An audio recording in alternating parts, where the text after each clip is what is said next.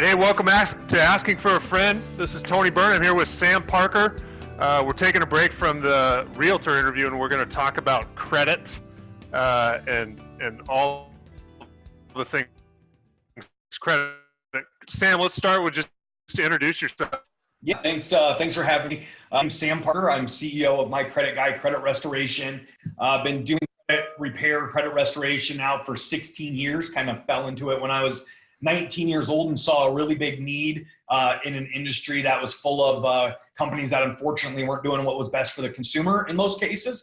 And so we built a company that is focused on getting people loan ready, getting them qualified for home loans with great loan officers like you, Tony. Oh, well, thanks for the kind words. Now, let's just start with like how do they create a credit score, a FICO score? Yeah. So there's 5 components of your credit score. You got to keep in mind that, decades ago, a couple guys, a mathematician and an economist sat down and created the FICO scoring algorithm, right? And so what it is it's a risk-based model that is trying to predict how likely you are to default on accounts once you get them. So it's entirely skewed against the consumer, and it has a very skeptical eye with what are you doing? How are you treating your finances? How are you treating the credit that's been given to you? And that's an algorithm that then, spits out a score, right? So what it is it's looking at, and this is, when I talk, it's almost always as it pertains to the mortgage industry, right? Now, this is across the board, but just know that some of the things I say are skewed towards the mortgage industry. So, number one, then the biggest section of the credit scoring algorithm makes up 35% of it is your payment history. Do you make on-time payments? That's why when somebody's like, oh, I just had one little late pay last year, it's like, well, there's just no such thing as a little late pay. And the crazy thing is with the credit score is that the higher it gets, the more fragile it is.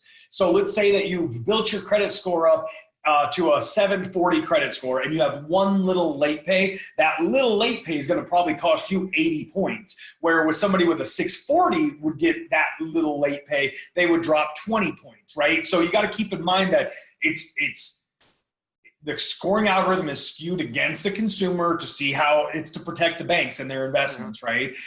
So just keep in mind, there's no such thing as a little late pay. So the 35% of payment history makes up late pays. Do you have collections? Did you let things go to charge-off status? Basically, how far did you let things go, and do you pay your bills on time, okay? The second biggest one is credit usage, which basically is what I call the credit card section, because you're not really scored very much on your usage of like let's say that you got a car loan, right, for $20,000. The credit scoring algorithm already knows that if you're buying a car for $20,000, you're going to borrow $20,000, right? And it's not as worried about fixed payments or what are called installment loans. Here's how much money I make. Okay, great. Then you can afford this car, and then you're going to pay this amount. So again, it's called what I call the credit card section, which is the credit usage, which is just saying, how are you treating your credit cards? Do you treat them like money you don't have?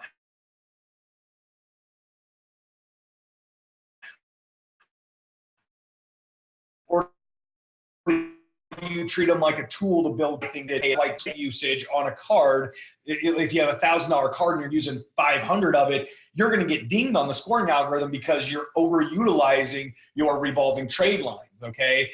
So you don't want to use too much of a credit card or credit cards. You want to keep those balances below 50%, always below 30% if possible. And then ideally, if you're just trying to use your credit cards as a tool to build your credit, between 5 and 8% constantly is where you really want to keep it. So, your credit usage is a big factor there. You get into length of payment history, okay? Length of payment history is how long have you had an account open? What a lot of people don't know is that when you close out an account, like let's say that you followed the advice of like a financial guru like Dave Ramsey and you went and you cut up all your credit cards.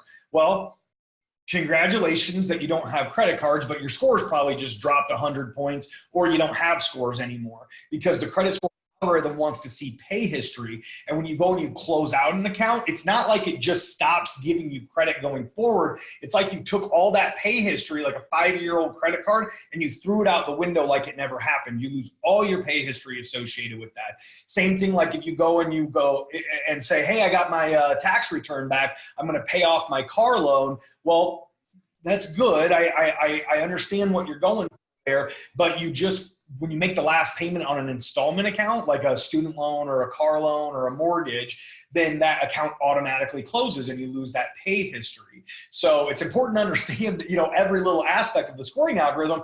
Otherwise, your average client that's like, I'm going to get my credit fixed up and then I'm going to go talk to Tony, they're probably trying to do responsible things like pay off a car, like close out credit cards that they don't need, things like that. You can see as I'm going here, all these little pitfalls that are there for the client. The last two sections are new credit, which is basically, do you have a bunch of new accounts on your credit report? Because the scoring algorithm does not want to see that. Now, 2 years from now, those accounts are going to be 2 years old. That's great.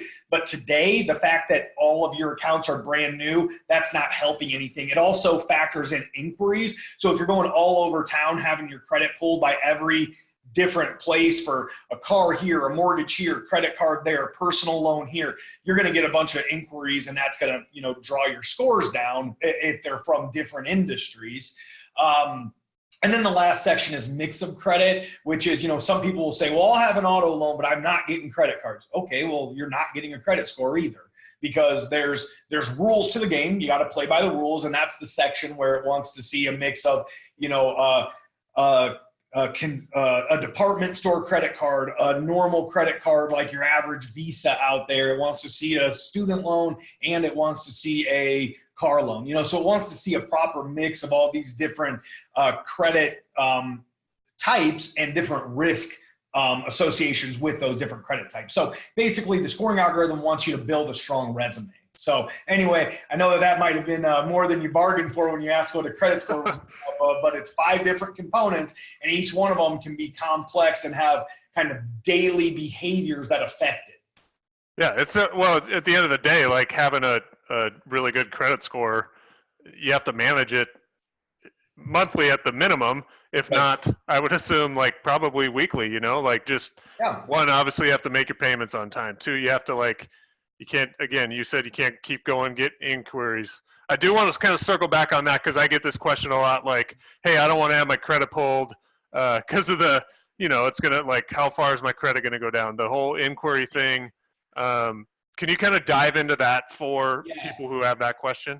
So the bureaus don't give a clear-cut answer as to how many times can I have my credit pulled in a month and it only hurt me, how many times and in what time frame can I have my credit pulled? Some of them say 30 days, some of them say 45 days. To be safe, just go with 30 days, okay? So within 30 days, if you've gone to some horrible online rocket ship of a company and had your credit pulled and you didn't like what they had to say, you can have Tony re-pull your credit within 30 days and you're not going to see the impact of an added inquiry. It's for sure at least a 30-day window within a like industry. So if you're car shopping, it's fine. You can look today, then you can look tomorrow, and you might end up with a boatload of inquiries on there, but they shouldn't impact your scores past one inquiry. Same thing with mortgages. You can look around for I wouldn't suggest that. I would suggest doing research and finding a good local lender that can help you. But you have the ability to have your credit pulled and then have it again in the same industry. So like in the mortgage industry within 30 days, and you won't be racking up inquiries. Now, that being said, I also don't want anybody that's watching this to go, oh, that's why my credit's bad is because of inquiries. Don't use that scapegoat, because you and I both know that most likely where you're losing a lot of your points is either over usage of credit cards, you have maxed out cards, or you have negatives on your credit report like a collection or a charge off, a profit and loss. If inquiries are your only problem, you are in very, very good shape. Yeah, a lot of times I get the, I can't have another inquiry, or I don't want an inquiry, and you eventually you pull the card and there's 30 inquiries, and it's like, how is my inquiry the problem? So now what is there you kind of went over how they're created. What is like? Is there an anatomy of a perfect score? Like, what would a perfect score look like on someone's credit report in terms of credit cards? Yeah. So the thing is, like, people will ask also how many credit cards is the right amount of credit cards. And to be honest with you, and I know that I'll say this and then I'll explain it right away. You can't have too many credit cards on a credit report as long as you can maintain them. So that's why we normally suggest like 3 credit cards, because it gives enough, but it's not so many that you're overwhelmed with it, right? And then we also suggest getting on, no matter what, a monthly auto pay of the minimum. And then that way you're never gonna be like, oh, I missed the payment. Just set it up right now.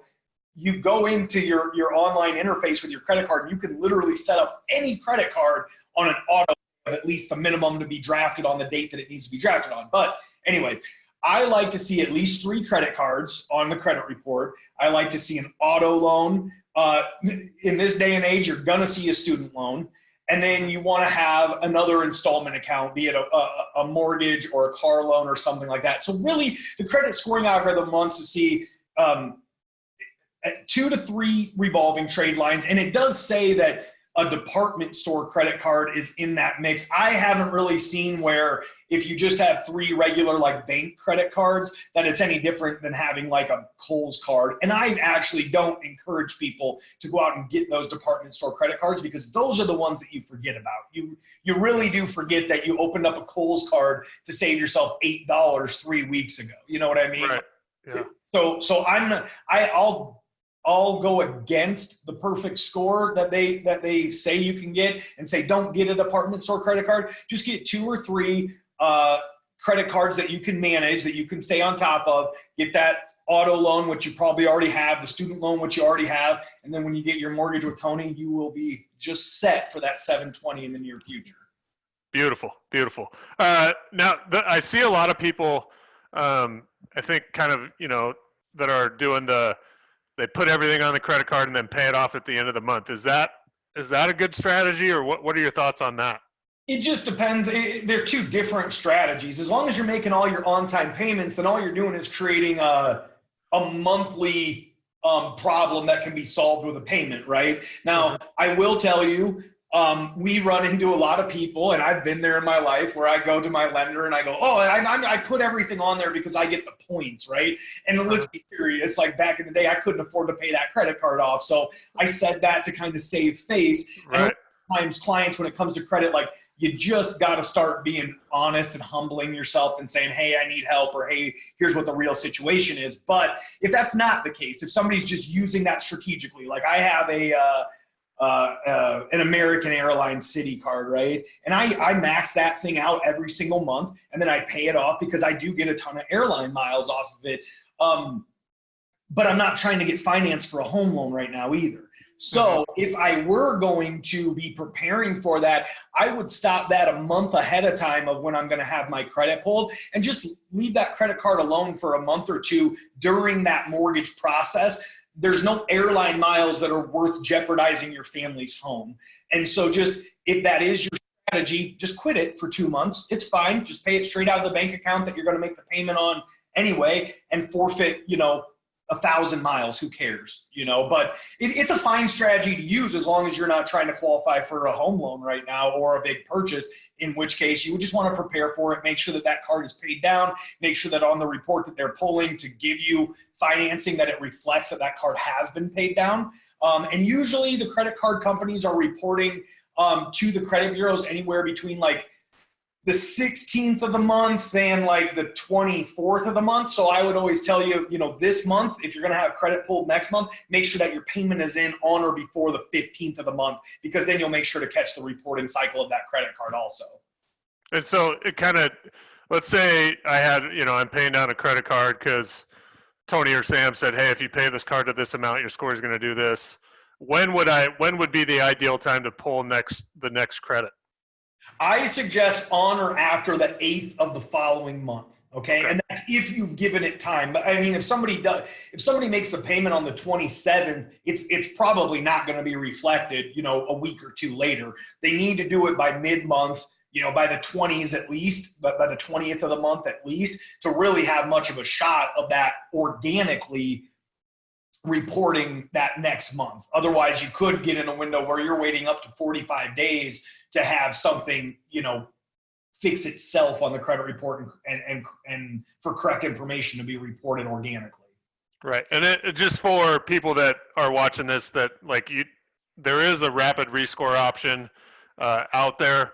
It's not ideal, but if there is an emergency, that's an option too. But ideally, when the whole thing I think with credit is like you said with inquiries, like plan ahead with paying down your cards, plan ahead. That's have a plan is the big deal. Yeah. Well, people will make more plans for a weekend camping trip than they do to make sure that they're going to get the best interest rate on a $300,000 purchase.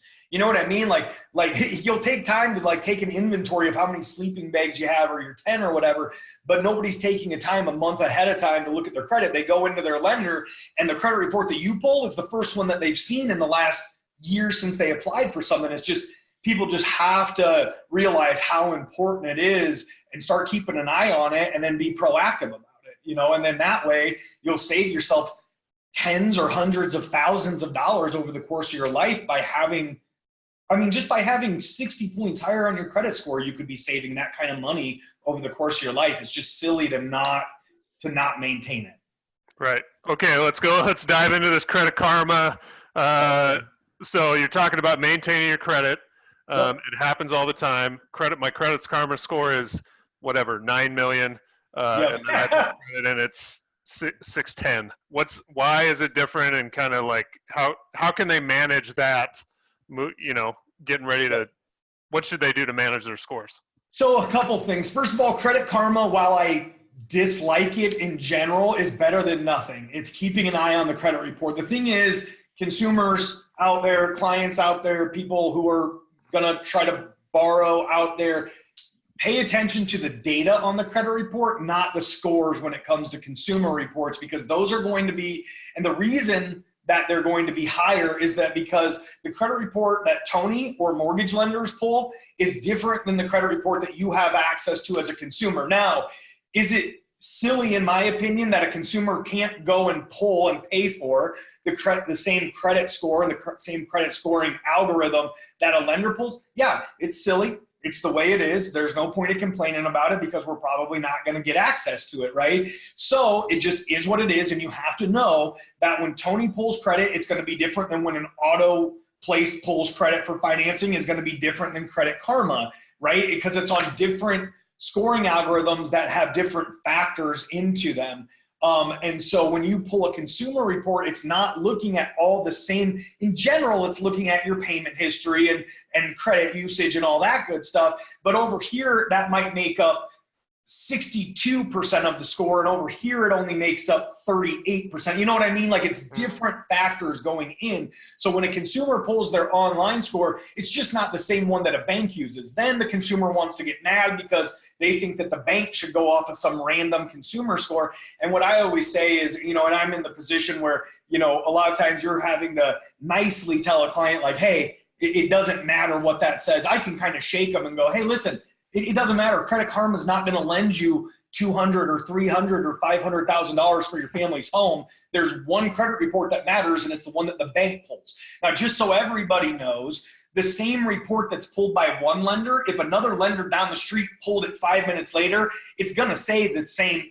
They are pulling from the same data. So I think what a lot of the times happens is that a consumer goes from Credit Karma, and then they go to you, and you're the first lender to tell them, well, actually, your scores are 60 points lower than that. And that they think, well, if that's different, then the next lender will be different too. And that's not the way it works. Once you're dealing with a mortgage lender, they are pulling from the same scoring algorithm and from the same bureaus, the same information. It's just that the consumer scores that we have access to online are just a different algorithm, a different makeup, and almost always are going to have inflated credit scores.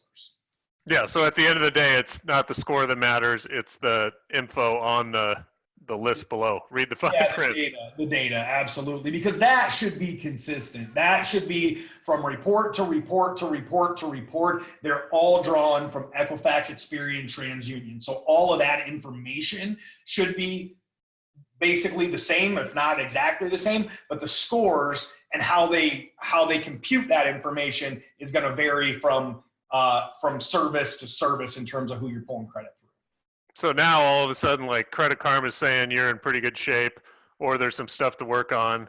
Now it may be worth having an inquiry, because all of us lenders, and even if it's in a shape enough to like see someone like you to get their credit fixed, like at that point it's worth having a credit repair or pulled, Yeah. because that 3 points you lose in an inquiry, you're going to get 60 to 80 to 100 points because someone's looking at actual what the numbers Right. they need. Well, and just so everybody knows, when we see inquiries, we typically see anywhere from 0 to 3 points. There's lots of times where credit is pulled and it doesn't affect it at all if it's, one of the only pulls within, the last year, or if it's a pull within 30 days from another pull. So just, you can't get hung up on inquiries. You got to see the report so that you know what you're working with. Plus, on a report that you pull, Tony, I'm going to also see different things like MOP ratings. So like a client might have, let's say, a bankruptcy item, right? They went through a Chapter 7 bankruptcy 5 years ago. Everything is zeroed out, and they're wondering, like, why are my scores still in the low 600s? It just doesn't make sense. Well, it's because of all those bankruptcy items that you filed on, that you discharged the debt on. They have a little number rating, and most of them are still left as 9s, and they should be 7s. And I know that sounds like a foreign language to everybody, but my point is that on the lender report, you see that is not available on consumer reports. So no matter what, even if you're like, well, I don't know if my credit's quite there, as long as you're willing to be a long-term client, and if Tony's willing to work with you for the next, whether it's 2 weeks of advice or 4 months of working, then have your credit pulled, and then we'll work off of that credit report so that we can see exactly what's going on. But don't be afraid of an inquiry, because you really do need to see what the banks are looking at and either approving or denying you based on. Okay. What are some of the simplest things people can do to improve their scores, kind of manage their scores, those kind of things? If you don't have a credit card, you should get a low limit, low kind of, I don't want to say low responsibility, because you have to make the payment every month, but it's easy if you have a $15 payment. But like I suggest, we have a $200 secured card that reports to all 3 bureaus, and it reports quickly. You usually get credit for it within 3 weeks to a month. So if you don't have credit, you need to establish credit, and you need to do it responsibly. Be very methodical about it. Make sure that you know when your payments are, what your balances are, how when your reporting date is, when you need to pay it. So you can add a credit card to build credit. You can also pay down a credit card to build credit. There is still the authorized user for a consumer. I only suggest that if you are part of making those payments, though. Do not hire a company that you have to pay somebody to get on as an authorized user. But if your wife has some excellent credit cards and your household income goes to paying those, get on them. Have her call up and say, hey, listen, I want to add my husband. Here's his date of birth. Here's his social. He should be on this card. You can add authorized users. So there's a couple different things that you can do right away. Now, if you have negatives on your credit report that you disagree with, that you believe are inaccurate, outdated, duplicated, anything like that, we can typically get, or a consumer, if they knew exactly what they were doing, can get a deletion or an update of items that are inaccurate on their credit report, usually within 30 days or so. So that's fairly short term as well. If you have outstanding debts, you can try to do settlements or pay for deletions with those. That gets a little bit more into like our scope of services. And so I do tell clients, unless you know exactly what you're doing, don't go and start trying to do that on your own with no guidance, at least. I'm not even saying you have to pay me. Just know the do's and don'ts when you start to get into paying debt or not paying debt and how it's paid, because you can actually hurt your credit scores by paying off old collections, and you don't want to do that. So, there's mostly when you're talking about immediate increases, you're talking about adding positive trade lines or paying down positive trade lines. When you're talking about, more so like a month or two, what can be done? Lots. You can get lots of deletions, updates, and make good on a lot of, past due debts as well in a time frame like that. And I'm going to give you a plug right now. If you need deletions, all those kind of things, absolutely call Sam. I had a client just go through his process. last month, and when he was going through it, or when he was under contract on one property, had some stuff pop up. It got deleted within a month, and he just moved in about a week ago, and it's like there's no way we could have done that. And there's a system to doing it, and Sam knows how to do it. So always reach out to me or reach out to Sam directly, and we'll get you in touch. And like if there's stuff on there, you need to have help doing it, and it's worth whatever you have to pay to do it, because in the long run you will save thousands and thousands of dollars with 50 more points on your score. Right, or qualify at all. That's the right. Yeah. Some people get hung up on. They're like, I don't want to pay for credit repair, right? And I don't blame you. On most credit repair companies, I wouldn't pay them either. But if you do your research on us and you find that you're comfortable with our service, you gotta think about it like this. The reason that you have bad credit is one of two things. I always say this, either bad things happen to good people or good people make bad choices, right? So it's one of those two things, but it's more than likely that you didn't make payments at some point in your life, that you didn't honor a contract that you entered into. So I encourage our clients to get out of the victim mentality unless you are a victim. You know, if you've had your identity stolen, if a company has been predatory towards you or is reporting something that's inaccurate, by all means, we will go after them like crazy and get that thing taken care of. In some cases, we can even get you over to our attorney and we can sue them for you. But in general, you know, what you're paying for is to make good or have somebody help you facilitate making good on a lot of the things that you didn't make good on in the past. And then to a larger degree, you know, most clients pay us somewhere over 3 to 4 months, between $500 and $600. Just to be honest, if you need our full service, over 75% of the clients that stay in our program for the entirety, they save more money with us than they spend with us through the deletions and through the settlements and negotiations that we're able to get for them. Plus, then let's remember what we're really trying to do to qualify for a home for our family, right? Mm-hmm. So to spend a couple $100 to make good on things from the past, to qualify for somewhere for your child to sleep where it's comfortable, you know, it's worth it. It really is. But just, you know, do your research, make sure that you're comfortable with the credit repair company that you're working with, but you're investing in yourself and your family. And honestly, you're making good on, you know, some things from the past that maybe you didn't make good on. Awesome.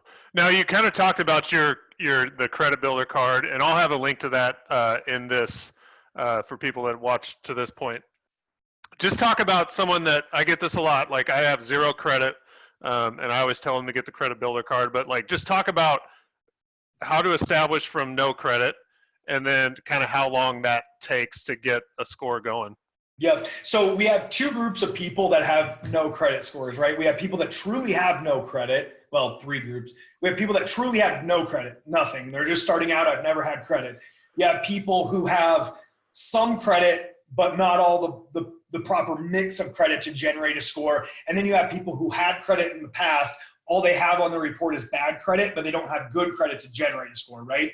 So for everybody, they need to fill in the missing pieces. So all three sections, they need to get positive trade lines. I would suggest at least 2 revolving trade lines. If you go from no credit to 1 credit card, you will most likely still have no credit score because you don't have enough information for the credit bureaus to grab and generate a score based on that, right? It's just not enough at bats. It's not going to, like in a baseball game, it's not going to let you come up, you get 1 pitch, you hit a home run, you can't retire now, right? You got to come up 10 more times and let's see if that was a fluke or not, kind of thing, right? And so they want to see, I suggest at least 2 positive revolving trade lines. So you can stack what I call stacking the credit builder card. So from day 1, you can get 2 $200 secured cards. And then within 3 to 4 weeks, that should generate scores for you across the board, whether you had no credit, you know, not the proper mix of credit, or bad credit. Okay. So if you get 2 of those cards, that will start scenario 1 where you had no credit, and scenario 2 where you didn't have a proper mix. That should take care of you. 2 positive revolving trade lines, repo credit in a month, you should be there. Okay. You should have scores generated. Now, if it's the third situation where you had negatives, but then you need to add positive trade lines, you need to address both. You need to add 2 positive lines as soon as possible, but just know when your scores generate, they're most likely going to be in the mid to high fives, maybe low sixes if you're lucky, if you had negatives on there from before. So what you need to do is generate the positives and make sure you're addressing those negatives. Otherwise, you're going to generate a score and you're going to be happy about generating a score, and then you're immediately going to be sad about that low score. So, but no matter what, at least 2 positive revolving trade lines should at least get you started. From there, of course, you want to build that out, the auto loan, the home loan, all that, and get that proper mix of credit. But at least 2. 1 alone is most likely not going to do the job for you. Okay. And then obviously when you're getting started, I'm assuming you're paying a little bit more interest rate on the card because your credit's not as good. But let's say someone has pretty good credit and just wants to get a credit card. What are some things they should kind of look for when applying for credit cards? Well, number one, does it report to all 3 credit bureaus? Some credit cards, credit rebuilding cards, they only report to maybe 2 of them. And so then you're not getting credit for all of your payments. So do you report to all 3 bureaus is number one, and most do. I mean, most credit cards do. Then you just want to know what your APR is. And what the terms associated are, because 0% interest for 6 months sounds great, but then does it go to 17.99 or does it go to 22% interest after that? Because that really sucks and that's not worth it, right? Mm-hmm. And then beyond that, I would just want to know, does the technology on their website allow for an auto payment? Because that's important. Like, you'll take an hour within the next week and set up every credit card and every auto payment or every auto loan on auto payment, and you can breathe easy every month, at least knowing that those payments are made. But really, I mean, once somebody has good enough credit to get basically any credit card, then, you have to decide, how do I make my money work best for me? And for me, that's airline miles. For some people, it's cash back and stuff like that. So you can get into like the perks of a credit card too. But for me, is the credit card good long-term? So does it report to all 3 bureaus? And once your smoke show ends of 0%, what is it after that? Oh, it's 20%. Well, that really sucks. I'll choose the one that has no introductory offer and is just a set 5.99% interest rate, because that's better for me long-term. Just don't fall for all the hype out there when it seems like somebody's going like, hey, you got to have this. Like, just back up from it. It's probably not. Right. What are some of the most common mistakes you see made out there? Kind of the people that come to you, I'm assuming there's kind of a pattern. Yep. So maxed out credit cards is a very common thing. Student loans, we get out of college, and then whether it's just that we don't want to acknowledge that, oh my God, I just incurred $80,000 worth of debt, or if it's that we thought mom and dad were taking care of it, or if it's that we thought we were in deferment. That's something that I see messed up a lot, and it's something that I can't do a whole lot about. I can help a client get into like a repayment program with their like federal loan, if it's a federal loan. But other than that, those late pays on student loans are absolutely killer, and they're the federal government. They don't have to really comply with much. So student loans, stay on top of those right now. So don't max out credit cards. Stay on top of your student loans. People think that there's such a thing as a little late pay. Like I said, they'll go, well, I had a late pay on my Kohl's card, but that's the only one, blah, blah, blah. Well, that's great. Your $790 just turned into a $710 and dropped you below the loan program that we were trying to get you, or now you're looking at paying MI, right? So closing out credit cards, following the advice of, some financial gurus, and closing out all their trade lines, just little stuff like that, where there's things where clients think they're doing the right thing and they're not. They go and they pay a collection off. That collection, the date of last activity updates, and now your credit scores drop, so it's a complex thing. But if you go to our, like if you find this on YouTube, so I have a YouTube channel, My Credit Guy. If you find that, there's a library of like 40 videos that goes over all the most common mistakes and how to work through them. There's ones about divorce and credit. There's ones about bankruptcy and credit. There's one about not co-signing for your friends or your brother-in-law and why. There's ones about maintaining credit cards and all that good stuff. You can also go to our website, which is, and I'm not trying to plug myself, I'm just saying where to find it. If you go to mycreditguy.com and go to the videos or the blog section, you're going to find most of those videos there as well. And it's just going to cover all these topics. But I will tell you that as our consumers watch it, they go, you know, there's a lot of reactions where they're like, what? Like, that is such BS. And I'm like, I know it is, but it exists. So you got to acknowledge it. It can't, you know, life isn't going to just, you know, the credit scoring algorithm is not going to change because you don't think it's fair. You know, it just isn't going to happen. So, yeah. You know. I think, well, one, we need to, like, this information, you can't cover this in however long we've been here, for one. So, like, you need to have stuff you can go and find. So we'll have all the links to all your stuff in this post. I really appreciate you coming on. This is I think, you know, we talked about this before we got going today, the 20% down, like, the fact that people still think that is just a rumor and that's an easy thing to solve. The student loan thing is not, and this is not easy to solve, and people eliminate themselves because they go on Credit Karma and it says my credit's not good enough or whatever. And so there is options out there. They're like having a score or having talking to a lender about what do you need to qualify, and then having people that are good at their job like you will help people get into a house. So we need to have this discussion. Right. So I appreciate you coming on. Remind them again real quick how they can find you and, you know, those kind of things. So mycreditguy.com. You can also find us on Facebook, My Credit Guy Credit Restoration. Our 800 number is 866-726-7339. And my email, sam@mycreditguy.com. But honestly, I will tell you guys, if you're seeing this, the best way is to get a hold of Tony. Let Tony take a peek at your credit because he has some tools on his end too, where it might just be a simple fix. And honestly, like you were saying, Tony, you might be beating yourself up thinking you have bad credit. He pulls your credit, you're at a 645, you qualify for FHA, everything's good to go. And we can work on credit after the closing. So whether you come to me directly or you come through Tony, one way or the other, we're going to get you the help you need. Yeah, you're right. That happens a lot where it's like people call and are like, I have no idea if I'd qualify. My credit's not great. And then it's like, sometimes, like, I've had it happen where it's like 750 and you're like, what are you talking about? But I've also had like, well, it's not great, but it's good enough, you know? And like, if you need this house, let's get it going.